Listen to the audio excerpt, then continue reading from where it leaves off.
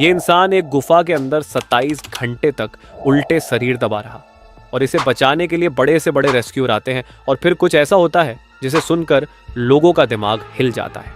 अगर आप कमजोर दिल के हैं तो वीडियो को आगे ना देखें, क्योंकि यह कहानी सुनकर अच्छे से अच्छे लोगों को डर लगने लगता है। यह है the most unusual and most terrifying death in caving history. यह है नट्टी पट्टी केव की कहानी।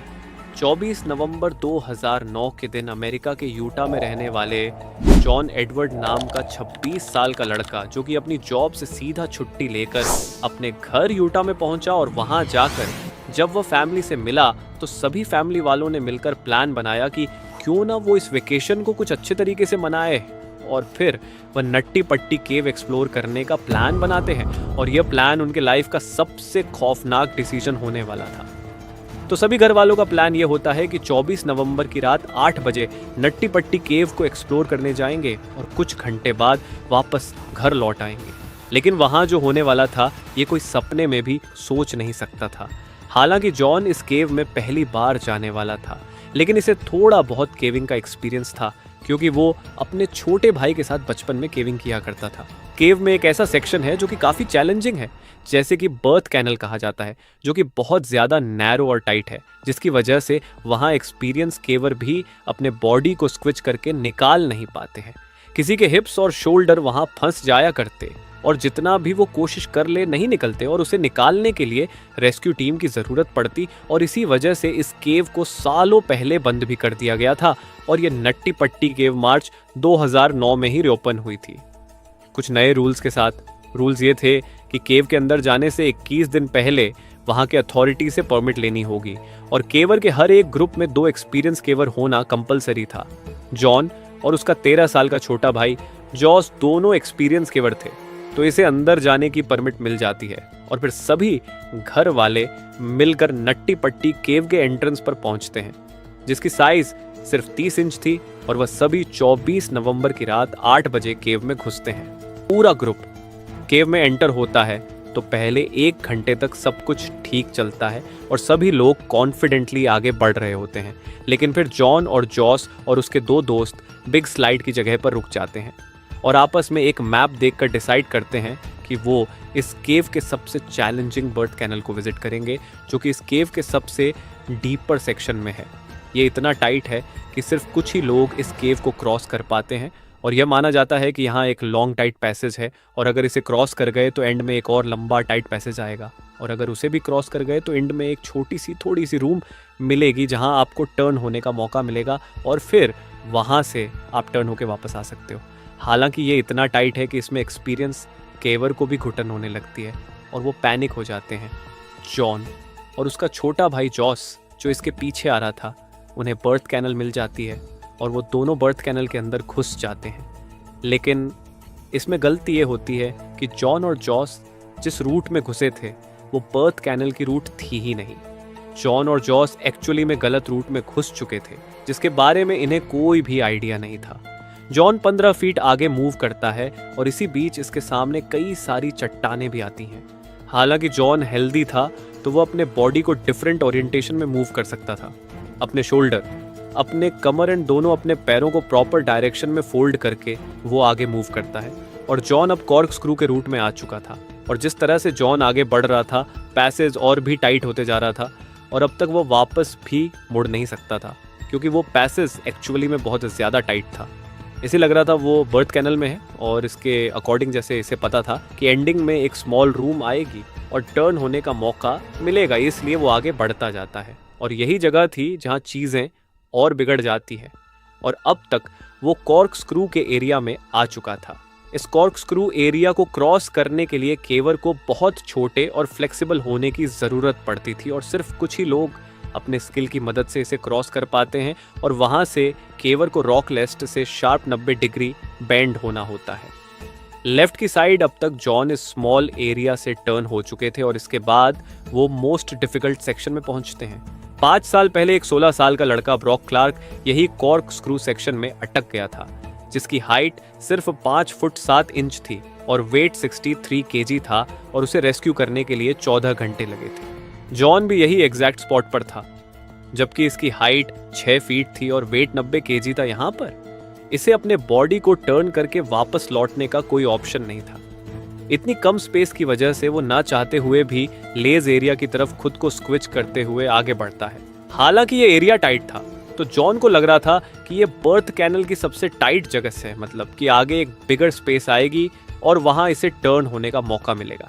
और वो अपने स्टमक को प्रेस करते हुए रॉक के सहारे आगे बढ़ता जाता है। वो डॉन ऑफ डायरेक्शन में मूव कर रहा था, मतलब जमीन से एग्जैक्ट नीचे की ओर। जॉन को पता नहीं था वो कहाँ पहुंच चुका है।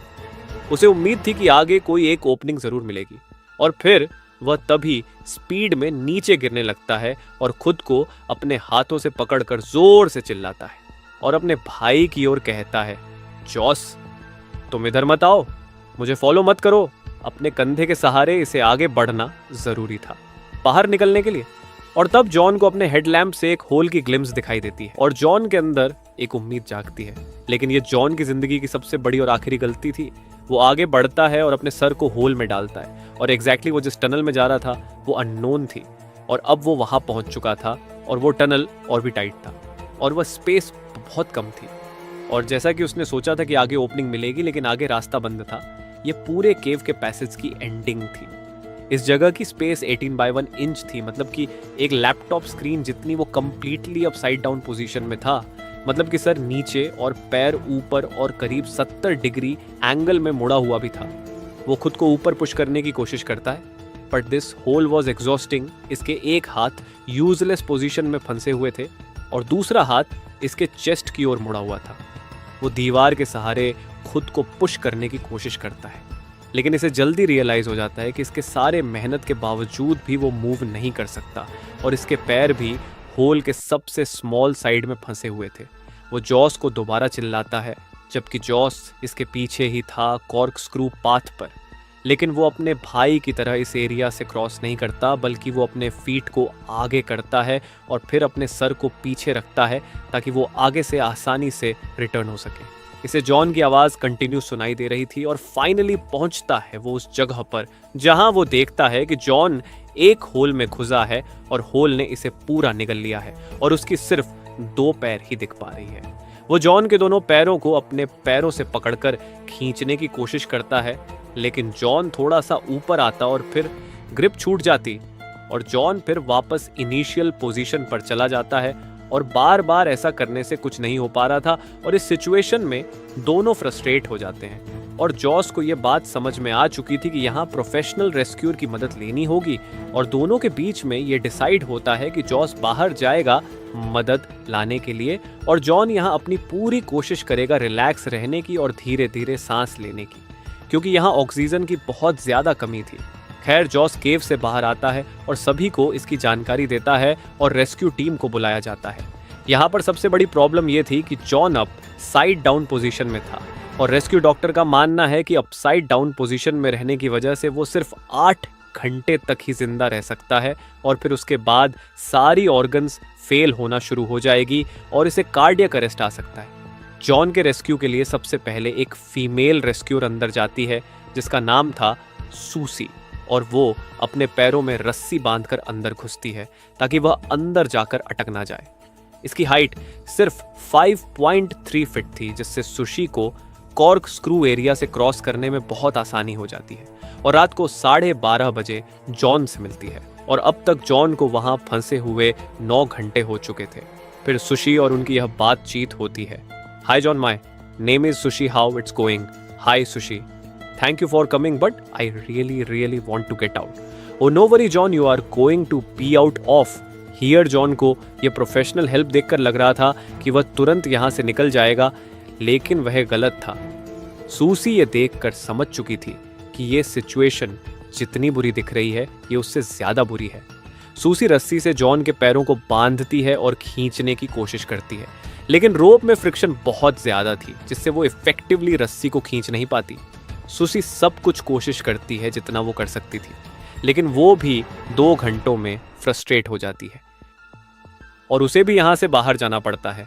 बाहर सभी रेस्क्यूअर मिलकर जॉन को बाहर निकालने के लिए एक प्लान बनाते हैं। डिसीजन ये लिया जाता है कि वहाँ एक पुलिस सिस्टम इंस्टॉल किया जाएगा और एक मशीन से उसे खींचा जाएगा, क्योंकि 5 साल पहले ब्रॉक क्लार्क भी कॉर्क स्क्रू एरिया में अटक गया था तो उसे पुलिस सिस्टम से ही निकाला गया था। इक्विपमेंट के सभी पीसेस को कॉर्क के दूसरी साइड ले जाने में घंटों लग रहे थे और टनल एक्सट्रीमली टाइट थी और सिर्फ छोटे टूल को ही अंदर ले जाया जा सकता था और असिस्ट करने के लिए एक टाइम पर सिर्फ एक ही पर्सन हो सकता था और उस पर्सन को कद में छोटा और फ्लेक्सिबल भी होना ज़रूरी था ताकि अच्छे से क्रॉस कर पाए। ये कोई सिंपल सिचुएशन नहीं थी और हर एक पुलिस सिस्टम को इंस्टॉल होने में घंटों तक टाइम लग रहा था और इसी दौरान केवल जॉन से बात करके जॉन को रिलैक्स रखने की कोशिश भी कर रहे थे। जॉन को वहां अटके हुए अब तक 12 घंटे हो चुके थे और वो अपनी पूरी रात अपसाइड डाउन पोजीशन में रखकर गुजारता है और साथ ही एक बॉडी की अपनी एक फिजिकल लिमिटेशन होती है ऐसे पोजीशन में रहने के लिए, और वो उस लिमिटेशन को भी पार कर चुका था। उसका 90 किलो का शरीर ग्रेविटी के प्रेशर से लड़ रहा था, उसके ब्लड सर्कुलेशन में गड़बड़ी होने लगी थी और धीरे धीरे इसके सांसें रुक रही थी। पूरी रात यहाँ बिताने की वजह से ये काम एग्रेसिव हो रहा था। इसके लेग्स काम करना बंद हो गए थे। रेस्क्यूअर और जॉन के फैमिली के लिए जॉन को ऐसी हालत में देखना बहुत ही दर्दनाक था, लेकिन वो भी हेल्पलेस थे और ड्रिल करते हुए रेस्क्यूअर भी एग्जॉस्ट हो रहे थे। रेस्क्यूअर को पता था कि जब वो चाहे यहाँ से बाहर निकल सकते हैं, लेकिन यही चीज़ जॉन की किस्मत में नहीं थी। वह परेशान था और अपने चेस्ट को एक्सपांड करने की कोशिश कर रहा था जिससे वह सांस ले सके, और वहाँ हवा में ऑक्सीजन का कंसंट्रेशन भी कम हो रहा था। और अब इतना टाइम बीतने के बाद जॉन के पास एक वाइड टेलीकॉम सिस्टम लगाया जाता है और दूसरी साइड से जॉन की वाइफ इमली उससे बात करती है और जॉन को इनकरेज करने की कोशिश करती है, और जॉन भी अपनी वाइफ को दिलासा देता है कि मैं यहाँ से जल्द बाहर निकलूंगा और सब कुछ ठीक हो जाएगा। अब तक शाम के 4 बज चुके थे और जॉन के यहाँ 18 घंटे पूरे हो चुके थे और अब पुलिस सिस्टम भी लग चुकी थी और मूव करने के लिए तैयार थी। एक रेस्क्यूअर जिसका नाम रियान था, वह केव में घुसता है और जॉन के पास पहुंचता है। रियान कहता है, how are you? John, it sucks, I am upside down, I can't believe, I am upside down, my legs are killing me. Ryan देखते हैं कि बॉडी ओपनिंग के सबसे नैरो साइड में फंसी है, तो वो सबसे पहले उसे ठीक करते हैं और फिर वो उसके पैरों को रस्सी से बांध कर खींचते हैं। लेकिन जॉन के पैरों को बहुत ज़्यादा दर्द हो रहा था। वो जब भी खींचता तो जॉन उसे रुकने को कहता क्योंकि इसके नर्व्स अब अल्ट्रा सेंसिटिव हो चुकी थी, और फिर वो दोनों कुछ टाइम के लिए रुक जाते हैं और फिर वह दोबारा कोशिश करते हैं। और अब तक ऐसा लग रहा था कि पुलिस सिस्टम अब काम कर रहा है। जॉन अब ऑलमोस्ट इतना ऊपर उठ गया था कि वो अब रियान को देख सकता था, उससे आई कांटेक्ट कर सकता था, और फिर रियान जॉन को पीने के लिए एनर्जी ड्रिंक देता है। इसी तरह अब तक 19 घंटे बीत चुके थे। ये चीज़ें बहुत स्लोली हो रही थी और इसमें काफ़ी एफर्ट भी लग रहे थे। हालांकि थोड़ी सफलता तो मिल रही थी, लेकिन अब भी उसे निकालना काफ़ी मुश्किल था। जॉन के पैर ऊपर के सीलिंग को हिट कर रहे थे और उस पैसेज में उसे अपने पैर को ट्विस्ट करना इम्पॉसिबल था। तो रियान फाइनली डिसाइड करता है कि वह इसके पैर को तोड़ देगा, और यही बीच यहाँ पर एक ऐसी अनइमेजिनेबल चीज़ होती है जिसके बारे में कोई सोच भी नहीं सकता था। पूरी सिस्टम फेल हो चुकी थी। एक बोल्ट जो जॉन के ऊपर ड्रिल किया गया था दीवार में, वो दीवार से निकल जाता है और वह सीधा रियान के सर पर जाकर लगता है, जिससे रियान अनकॉन्शियस हो जाता है। और जॉन जो आधा ऊपर उठ चुका था वो वापस स्लीप होकर इनिशियल पोजीशन पर चला जाता है और अब जॉन का कोई रिस्पांस भी नहीं आ रहा था। ये मूवमेंट जॉन की फाइनल किस्मत थी। अब शायद वह कभी बाहर नहीं आ सकता था, और रियान जब होश में आता है तो उसके सर से खून बह रहा था। वो पूरा कंफ्यूज हो चुका था कि यहाँ पर क्या हुआ। खैर, रियान को वहां से बाहर निकालकर हॉस्पिटल भेज दिया जाता है और उसकी जगह जॉन को निकालने के लिए उसके फादर डेव केव में जाते हैं और उस टूटे हुए पुलिस सिस्टम को इंस्टॉल करने के लिए एक और घंटे लग जाते हैं। डेव रस्सी से जॉन की बॉडी को बांधने की कोशिश करते हैं, लेकिन डेव वहां जितनी देर भी रहते हैं उसमें जॉन का कोई रिस्पांस नहीं आ रहा होता है। यह पूरा ऑपरेशन जॉन के बिना हेल्प के नहीं हो सकती था। यह पॉसिबल नहीं था कि एक 90 किलो का इंसान केव से बाहर निकल सके बिना उसकी मदद के। और जब डेव जॉन को रस्सी से बांधने की कोशिश कर रहे थे तो वह खुद भी 15 मिनट तक वहां अटक गए थे और आखिर में वो भी वहां परेशान हो जाते हैं और थक हार कर वहां से बाहर आ जाते हैं। अब ब्रैंडन कोल्स एक नए रेस्क्यूअर के तौर पर उसकी जगह ले लेते हैं और फिर वहाँ एक टेलीकॉम सिस्टम लगाया जाता है जिससे उसकी फैमिली उससे बात कर सके। लेकिन ब्रैंडन जो देख पा रहा था वह इमली नहीं देख पा रही थी। जॉन कोई भी रिस्पांस नहीं दे रहा था और पता नहीं वह ये बातें सुन भी पा रहा था या नहीं। कुछ घंटे पहले तक जॉन के सांस लेने की आवाज़ आ रही थी, लेकिन अब वह भी शांत हो चुकी थी। रेस्क्यू टीम एक एरिया में ग्रुप बनाकर डिसाइड करते हैं कि शायद जॉन मर चुका है और इसलिए पैसेज में मेडिकल प्रोफेशनल भेजेंगे जिससे कंफर्म हो जाए, और बिल्कुल ऐसा ही होता है। मेडिकल प्रोफेशनल कंफर्म करते हैं कि जॉन मर चुका है। 25 नवंबर की रात 11:56 में ऑफिशियल कंफर्मेशन कर दी जाती है कि जॉन एडवर्ड जोन्स ऑफिशियली मर चुके हैं। 120 रेस्क्यूअर ने बैक टू बैक 27 घंटे कोशिश करी जॉन को बाहर निकालने के लिए, लेकिन जॉन के अपसाइड डाउन पोजीशन होने की वजह से यह इम्पॉसिबल था। जॉन अपनी लाइफ के आखिरी 27 घंटे एक एक्सट्रीमली इन्वर्टेड पोजीशन में था, जबकि डॉक्टर ने प्रेडिक्ट किया था कि वह सिर्फ ऐसी हालत में 10 घंटे तक ही जी पाएंगे। यह वाकई काबिले तारीफ है। जो भी रेस्क्यूअर अंदर जॉन तक गए वो सच में एक हीरो थे। वो जानबूझकर ऐसे जगहों पर मदद करने गए जिसके बारे में उन्हें खुद नहीं पता था वो कितना रिस्की है। उसी में एक रेस्क्यूअर मीडिया को बताते हैं कि ये उसके 29 साल की रेस्क्यू करियर की टफेस्ट रेस्क्यू थी और वो इस रेस्क्यू में हार गए अथॉरिटी पूरी कोशिश कर रही थी जॉन की बॉडी को केव से बाहर निकालने के लिए। लेकिन बातचीत के बाद डिसाइड किया जाती है कि यह करना रेस्क्यू टीम के लिए काफ़ी डेंजरस होगा, और फाइनली डिसीजन लिया जाता है कि जॉन की बॉडी हमेशा के लिए वही दफन रहेगी और एंट्रेंस को कंक्रीट से सील कर दिया जाएगा, और एक हफ्ते बाद पूरी नट्टी पट्टी केव को ही हमेशा के लिए सील कर दिया जाता है। और इसी तरह के एक केव में कॉलेज के 10 दोस्त घूमने जाते हैं और केव के अंदर जाने के बाद उस केव में पानी भर जाता है। ये वीडियो देखने के लिए ऊपर क्लिक करें और वीडियो अच्छा लगे तो चैनल को सब्सक्राइब करें। Thank you.